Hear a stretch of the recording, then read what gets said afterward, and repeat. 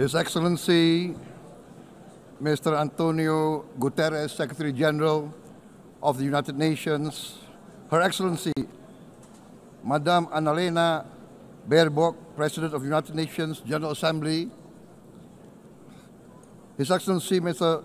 Moses Abelian, Under-Secretary General for General Assembly and Management, Excellencies, Heads of States, Heads of Governments, distinguished delegates, ladies and gentlemen. It is indeed a great honor for me to stand in this august General Assembly Hall among leaders and representatives who represent almost all of humanity. We differ in race, religion, and nationality, yet we gather together today as one human family. We are here first and foremost as fellow human beings, each created equal, endowed with unalienable rights to life, liberty, and the pursuit of happiness. The words of the United Nations Declaration of Independence have inspired democratic movements across continents, including the French Revolution, the Russian Revolution, the Mexican Revolution, the Chinese Revolution, and Indonesia's own struggle and journey to freedom. It also gave birth to the Universal Declaration of Human Rights, adopted by the United Nations in 1948. All men are created equal was the creed that opened the way to unprecedented global prosperity and dignity. And yet, in our own era of scientific and technological triumphs, an era capable of ending hunger, poverty, and environmental ruin, we also continue to face today grave dangers, challenges, and uncertainties. Human folly, fueled by fear, racism, hatred, oppression, and apartheid, threatens our common future. My country knows this pain. For centuries, Indonesians lived under colonial domination, oppression, and slavery. We were treated less than dogs in our own homeland. We Indonesians know what it means to be denied justice and what it means to live in apartheid, to live in poverty, and to be denied equal opportunity.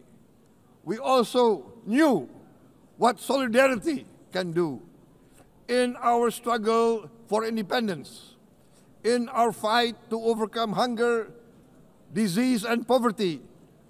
The United Nations stood with Indonesia and gave us vital assistance. Decisions made here based on human solidarity by the Security Council and this Assembly gave Indonesia independence, international legitimacy, opened doors, and supported our early development through the efforts of the United Nations Children Fund, the United Nations Food and Agriculture Organization, the FAO, the World Health Organization, and many, many other United Nations institutions. And because of that, Indonesia today stands on the cusp of shared prosperity and greater equality and dignity. Madam President, Excellencies, our world today is driven by conflict, injustice, and deepening uncertainty. Every day we witness suffering, genocide, and blatant disregard for international law and human decency. In the face of these challenges, we must not give up. As the United Nations Secretary General said, we cannot give up. We cannot surrender our hopes or our ideals. We must draw closer, not drift apart. Together we must strive to achieve our hopes, our dreams. The United Nations was born from the ashes of the Second World War that claimed scores of millions of lives. It was created to secure peace, security, justice, and freedom for all. We remain committed to internationalism, to multilateralism, and to every effort that strengthens this great institution. Today, Indonesia is nearer than ever before to meeting the Sustainable Development Goals of ending extreme poverty and hunger. Because years ago, this very chamber chose to listen and uphold social and economic justice. We will never forget.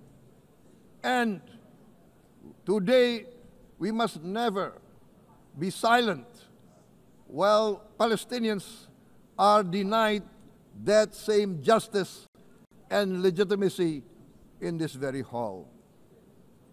Excellencies, Thucydides warned, the strong do what they can, the weak suffer what they must. We must reject this doctrine. The United Nations exist to reject this doctrine. We must stand for all, the strong and the weak. Might cannot be right. Right must be right.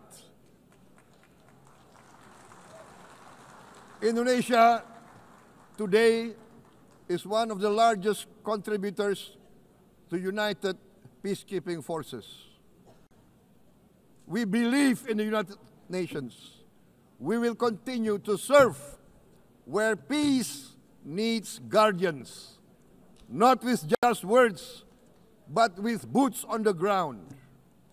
If and when the United Nations Security Council and this great assembly decide Indonesia is prepared to deploy 20,000 or even more of our sons and daughters to help secure peace in Gaza or elsewhere,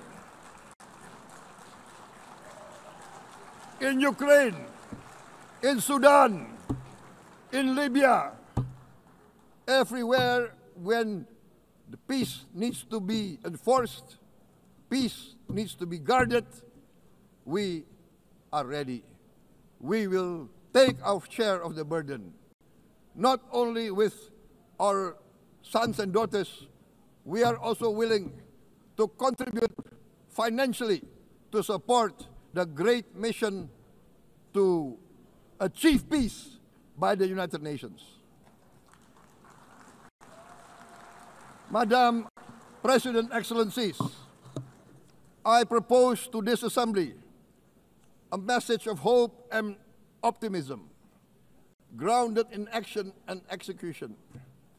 Today, we heard the speech of Madam President, the President of the United Nations General Assembly. Yes, it is true what she said. Without the International Civil Aviation Organization, will we be here today? Will we sit in this great hall? Without the United Nations, we cannot be safe. No country can feel secure.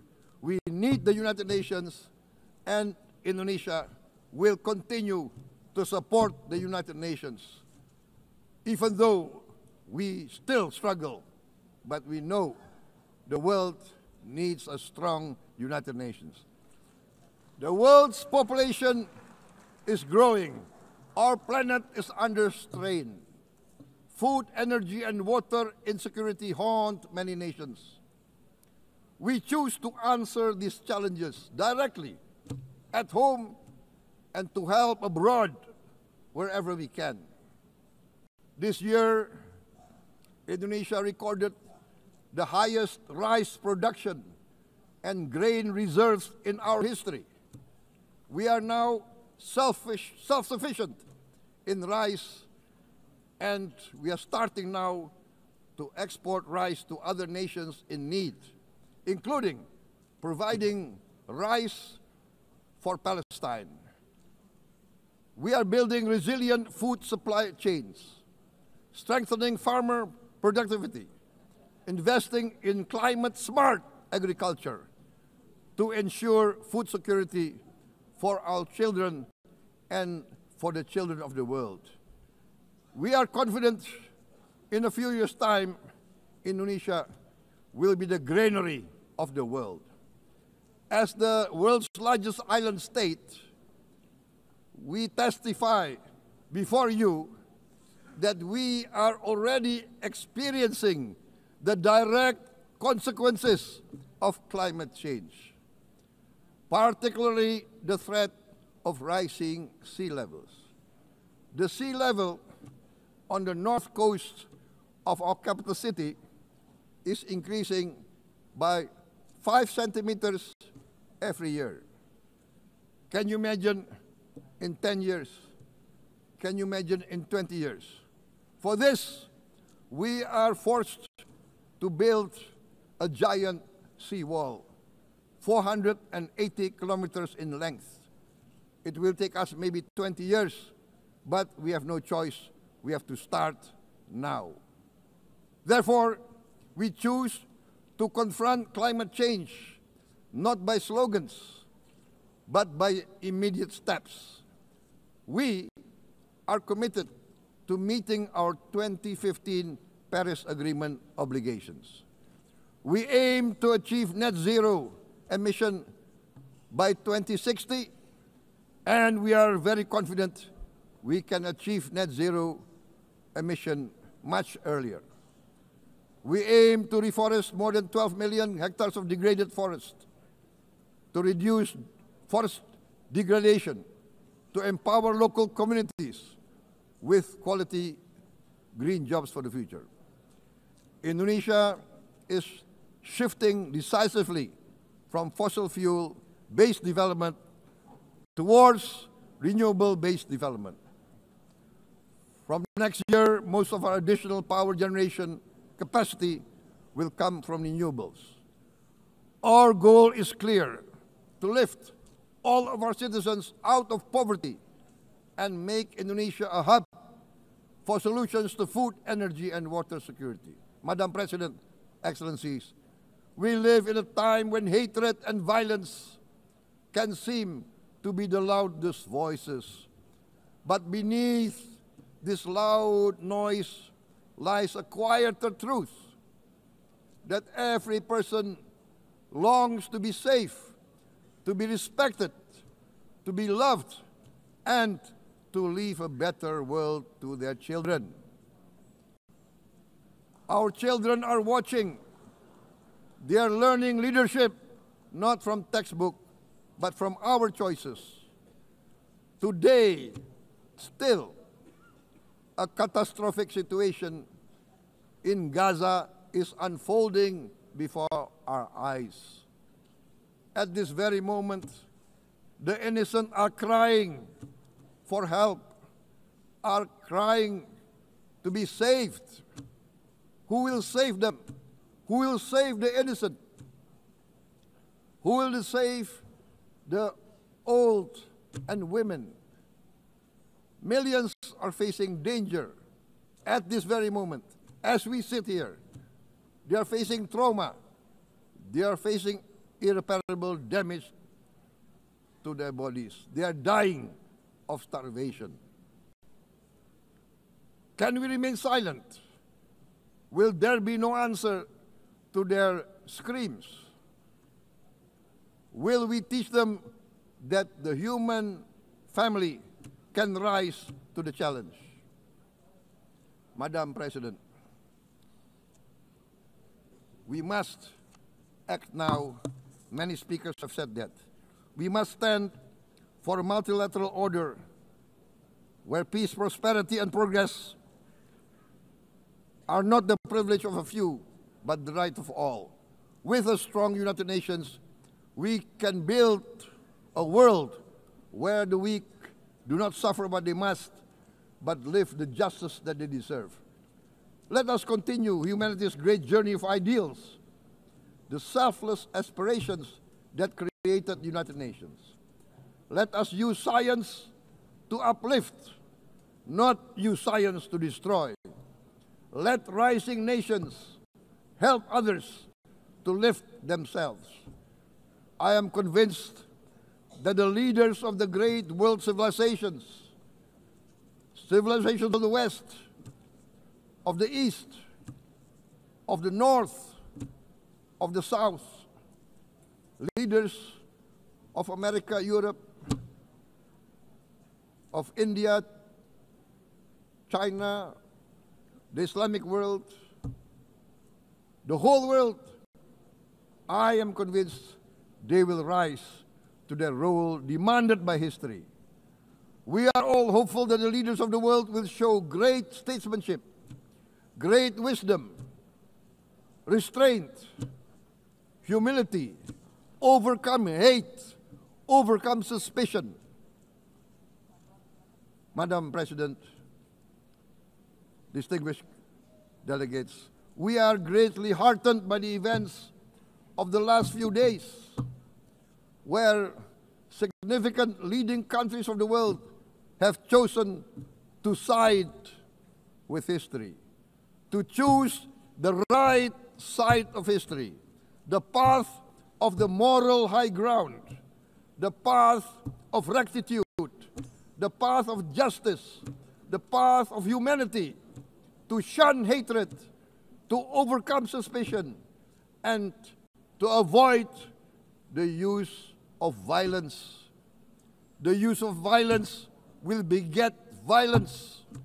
No one country can bully the whole community of the human family.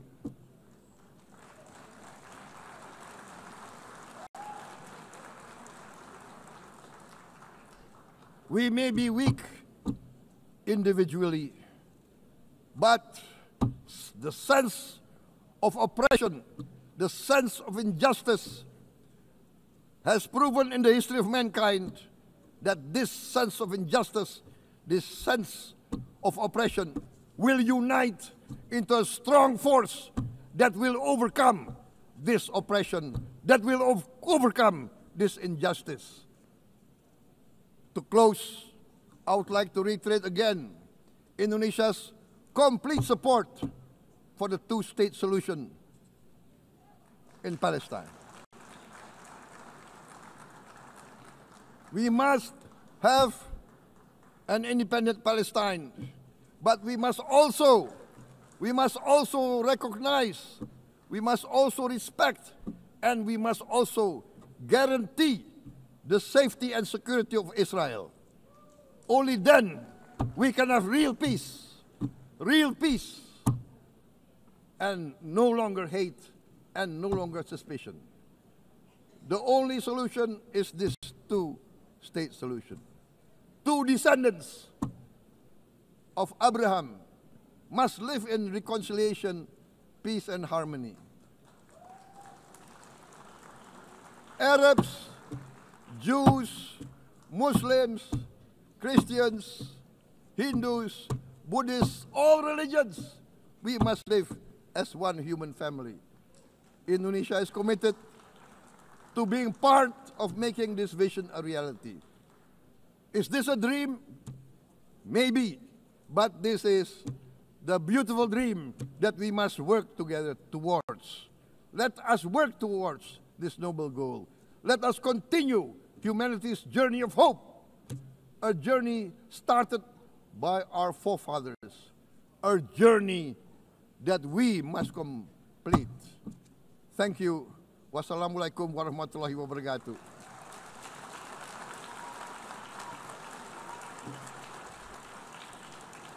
Shalom. Om Santi, Santi, Santi, Om. Namo Buddhaya. Thank you very much. May God bless us all. May peace be upon us. Thank you very much. Thank you. On behalf of the Assembly, I wish to thank the President of the Republic of Indonesia.